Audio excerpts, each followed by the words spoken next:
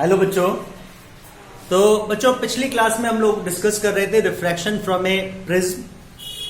Prism हम लोगों ने डिस्कस किया था। प्रिज्म एक ट्रायंगुलर ज्योमेट्री होती है जो दो इंक्लाइन प्लेन रिफ्रैक्टिंग सरफेस से बनती है। वो जो दो इंक्लाइन प्लेन रिफ्रैक्टिंग सरफेस हैं उनके बीच में जो मीडियम है उसका रिफ्रैक्टिव इंडेक्स सराउंडिंग मीडियम के रिफ्रैक्टिव इंडेक्स से डिफरेंट होता है। तो हमने देखा जब भी लाइट रे एक रिफ्रैक्टिंग सरफेस पर एंटर होगी तो दो बार रिफ्रैक्शन होगा उसका।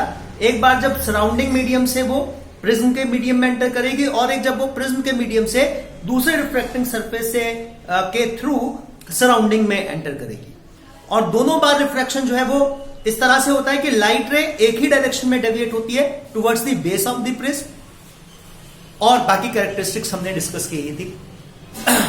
फिर हम लोगों ने पढ़ा डिस्पर्शन कि इलेक्ट्रोमैग्नेटिक वेव्स की ये प्रॉपर्टी होती है कि वैक्यूम में तो सभी इलेक्ट्रोमैग्नेटिक वेव्स एक ही स्पीड के साथ ट्रेवल करती हैं, that is equal to speed of light. लेकिन किसी और मीडियम में एंटर करते ही उनकी जो स्पीड है वो फिर वेवलेंथ पे डिपेंड करती है। जैसे जो लॉन्गर वेवलेंथ है वो ज्यादा स्पीड के साथ ट्रेवल करेंगी और जो शॉर्टर वेवलेंथ है उनकी स्पीड जो है वो कम होगी, क्योंकि मीडियम का रिफ्रैक्टिव इंडेक्स जो है वो वेवलेंथ डिपेंडेंट होता है। जो कॉशीज रिलेशन मैंने आपको बताया था उसके अकॉर्डिंग अगर हम देखें तो अप्रोक्सीमेटली हम कह सकते हैं कि refractive index of a medium is inversely proportional to the wavelength of the incident ray. तो लॉन्गर वेवलेंथ के लिए रिफ्रैक्टिव इंडेक्स कम आता है, शॉर्टर वेवलेंथ के लिए हाई रिफ्रैक्टिव इंडेक्स शो करता है मीडियम। तो अनइक्वल अमाउंट से अलग अलग वेवलेंथ अलग अलग अमाउंट ऑफ एंगल से डेविएट होती है। एंगल ऑफ डेविएशन सभी वेवलेंथ के लिए अलग अलग आएगा। तो वैक्यूम में वो जो सभी वेवलेंथ इररेस्पेक्टिव ऑफ देयर मतलब colour, irrespective of their frequency, irrespective of their wavelength, vacuum में जो सारी इलेक्ट्रोमैग्नेटिक वेव्स एक ही स्पीड के साथ ट्रेवल कर रही थी, एक बंडल ऑफ रेस की फॉर्म में ट्रेवल कर रही थी। किसी और मीडियम में एंटर करते ही वो क्या होती है, क्योंकि अनइक्वल डेविएशन होगा तो क्या होती है, वो सारी बिखर जाती है ना, स्प्लिट हो जाती है सारी। और यही स्प्लिटिंग जो है एक बंडल ऑफ लाइट रेस की इनटू इट्स कंस्टिट्यूएंट वेवलेंथ, ये डिस्पर्शन कहलाता है। फिर हमने पढ़ा था कि प्रिज्म जो है उसमें भी डिस्पर्शन होता है, क्योंकि डिस्पर्शन तो रिफ्रैक्शन के साथ में एसोसिएटेड होता ही है। जब भी रिफ्रैक्शन होगा लाइट रे विल डिस्पर्स। तो अब इसमें क्या है कि देखिए प्रिज्म में डिस्पर्शन प्रिज्म से और ज्यादा बेटर हम लोग ऑब्जर्व कर सकते हैं, क्योंकि प्रिज्म में जैसे फर्स्ट बाउंड्री पे रिफ्रैक्शन हुआ तो लाइट रे थोड़ा स्प्लिट हो जाएंगी। जो कंस्टिट्यूएंट वेवलेंथ वैक्यूम में एक बंडल ऑफ रे की फॉर्म में ट्रेवल कर रही थी वो पहले थोड़ा स्प्लिट होंगी, फिर जब दोबारा दूसरे सरफेस से रिफ्लेक्ट होगा तो वो स्प्लिटिंग और ज्यादा बढ़ जाती है। तो वो जो बैंड्स हैं ना, कुछ ग्रुप ऑफ वेवलेंथ जो हैं जो जिनका कलर एक ही जैसा होता है वो बैंड्स बना लेती हैं। तो उन बैंड्स को हम क्लियरली ऑब्जर्व कर सकते हैं। अच्छा, कुछ टर्म्स हैं जो कि फॉर डिस्पर्शन फ्रॉम प्रिज्म आपको पता होनी चाहिए, वो टर्म्स हम लोग और डिस्कस कर लेते हैं। एक तो है एंगुलर डिस्पर्शन।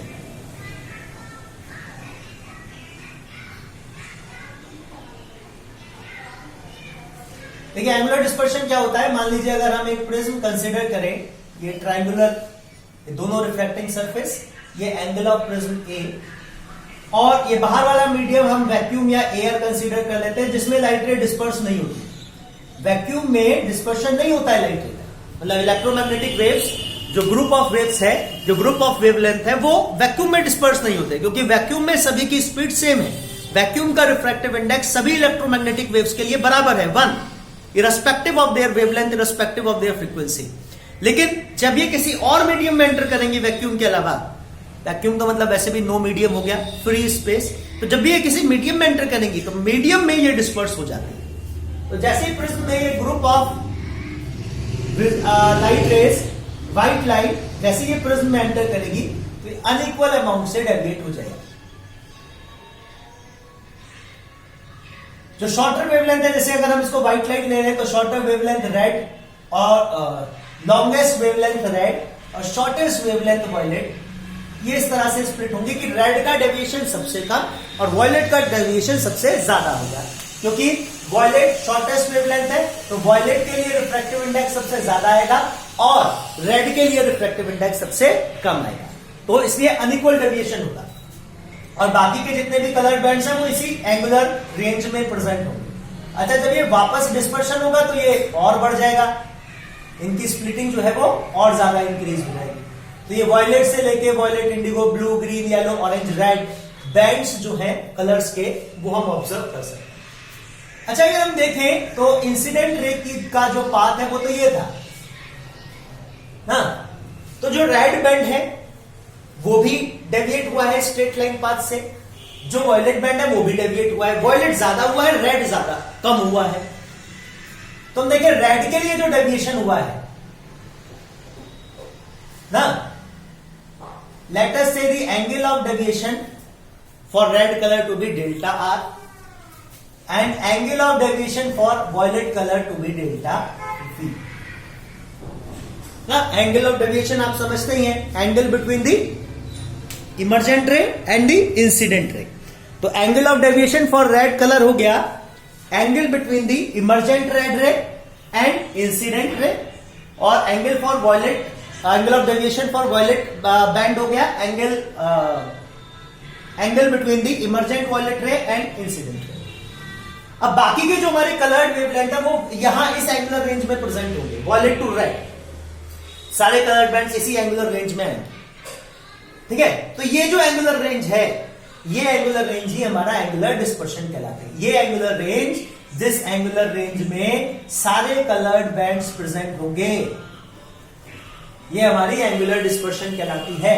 देखिए एंगुलर डिस्पर्शन को क्या लिख सकते हैं हम? Angular dispersion can be written as difference of angle of deviation for violet colour and angle of deviation for red colour. ठीक है, ये एंगुलर डिस्पर्शन आ जाएगा। अच्छा, एक और हम निकालते हैं मीन डेविएशन। हम देखें कि अलग अलग कलर्ड बैंड्स जो हैं, मतलब डिफरेंट कलर्ड बैंड्स जो हैं व्हाइट लाइट रे में, वो डिफरेंट एंगल से डेविएट होते हैं। Maximum for violet, minimum for red. Angle of deviation is maximum for violet and minimum for red. तो अगर हम क्या करें, एवरेज डेविएशन निकालें, ऑन एन एवरेज कितना डेविएशन हो रहा है, तो एवरेज डेविएशन जो है वही मीन डेविएशन कहलाता है। तो मीन डेविएशन कितना आएगा? Deviation for violet, deviation for indigo, deviation for blue, deviation for green, deviation for yellow, deviation for orange, deviation for red divided by 7 ना, डिवाइडेड बाय 7, ये मीन डेविएशन आएगा। तो हम देखेंगे कि ये जो डेविएशन है ये लगभग उतना ही आता है जितना येलो कलर का डेविएशन, जितना येलो कलर का डेविएशन होता है। तो mean deviation, average deviation produced by prism is almost equal to the deviation produced for the colored yellow colored band. जितना येलो कलर्ड बैंड का डेविएशन होता है, लगभग लगभग उतना ही डेविएशन, उतना ही एवरेज डेविएशन प्रोड्यूस होता है बाय द प्रिज्म। अब देखिए एक टर्म और हम डिफाइन कर सकते हैं, एंगुलर डिस्पर्सिव पावर या सिंपल डिस्पर्सिव पावर भी इसको कहते हैं प्रिज्म की। एंगुलर डिस्पर्सिव पावर होती है ratio of angular dispersion produced by prism, ratio of angular dispersion produced by prism to the mean deviation ना। angular dispersion per unit mean deviation, ये होता है angular dispersion, angular dispersive power. तो angular dispersive power को हम omega से symbolize करते हैं। एंगुलर डिस्पर्सिव पावर को हम लिख सकते हैं omega equals to delta v minus delta r upon delta yellow. ये मीन डेविएशन हो गया और ये आ गया हमारा एंगुलर डिस्पर्शन। अच्छा, एक रिलेशन मैंने आपको बताया था थिन प्रिज्म के लिए कि अगर प्रिज्म का जो एंगल है, एंगल ऑफ प्रिज्म, वो 1 डिग्री या उससे कम है, तो ऐसे प्रिज्म को हम थिन प्रिज्म कहते हैं। जिस प्रिज्म का एंगल ऑफ प्रिज्म बहुत छोटा हो, उस प्रिज्म को हम क्या कहते हैं? Thin prism. और थिन प्रिज्म के लिए मैंने आपको एक रिलेशन बताया था कि थिन प्रिज्म में जो डेविएशन प्रोड्यूस होगा डेल्टा, उसको हम refractive index of prism into 1 into angle of prism लिखते हैं फॉर थिन प्रिज्म। तो यही रिलेशन हम लोग थिन प्रिज्म के लिए क्या लिख सकते हैं? Angular dispersion for thin prism, angular dispersion for thin prism. तो लिख सकते हैं angular dispersion for thin prism. देखिए डेल्टा वी को मैं लिख लूंगा म्यू बी माइनस 1 इंटू ए ना। वॉयलेट के लिए कितना डेविएशन होगा थिन प्रिज्म से, तो म्यू माइनस 1 ए लिखते हैं। लेकिन क्या होगा, अलग अलग कलर्ड बैंड के लिए जो रिफ्रैक्टिव इंडेक्स आएगा प्रिज्म का वो अलग अलग होगा। ये हमने लिखा था रिलेशन फॉर मोनोक्रोमेटिक रे, एक ऐसी रे जिसमें सिंगल वेवलेंथ प्रेजेंट है। ये ऐसी है रे जिसमें जो मतलब व्हाइट लाइट है जिसमें सारी वेवलेंथ प्रेजेंट है विजिबल रीजन की, तो इसमें तो डिफरेंट कलर्स आएंगे। तो angle of deviation for violet colour कितना आ जाएगा, mu b minus 1 into a, क्योंकि वॉयलेट के लिए रिफ्रैक्टिव इंडेक्स मीडियम का अलग है। आ रही बात समझ में। माइनस रेड के लिए कितना आ जाएगा, ऐसे रेड के लिए आ जाएगा म्यू आर माइनस 1 इंटू ए। देखिए इसको सिंप्लीफाई करें हम तो म्यू बी माइनस ए मतलब a mu b minus a mu r plus a, है ना। एक माइनस ये है तो माइनस माइनस प्लस हो जाएगा प्लस। देखिए ये टर्म हमारी एलिमिनेट हो जाएगी, एंगुलर डिस्पर्शन आ जाएगा mu b minus mu r और ए कॉमन, ठीक है। And refractive index for violet colour minus refractive index for red colour into angle of prism, this will be the angular dispersion by thin prism. इसी तरह से dispersive power, angular dispersive power को thin prism के लिए क्या लिख सकते हैं, देखिए एंगुलर डिस्पर्सिव पावर को क्या लिखते हैं, delta b minus delta r. Angular dispersion पर unit mean deviation, mean deviation उतना ही होता है लगभग जितना येलो के लिए होता है, तो डेल्टा बी को लिख लेंगे। ये तो हमारी वैल्यू अभी हमने पुट करी, angular dispersion delta b minus delta r, ये आएगा कितना, mu b minus mu r into a divided by, और येलो के लिए क्या आएगा, mu y minus 1 into a cancel out हो जाएगा। फाइनली एंगुलर डिस्पर्सिव पावर हम लिख सकते हैं mu b minus mu r upon mu y minus 1, ठीक है बच्चों। तो ये थिन प्रिज्म के लिए जो एंगुलर डिस्पर्शन है या जो एंगुलर डिस्पर्सिव पावर है उनका हम ये एक्सप्रेशन लिख सकते हैं ना। इस एक्सप्रेशन से हम एंगुलर डिस्पर्शन और एंगुलर डिस्पर्सिव पावर को रिप्रेजेंट कर सकते हैं, ठीक है बच्चों।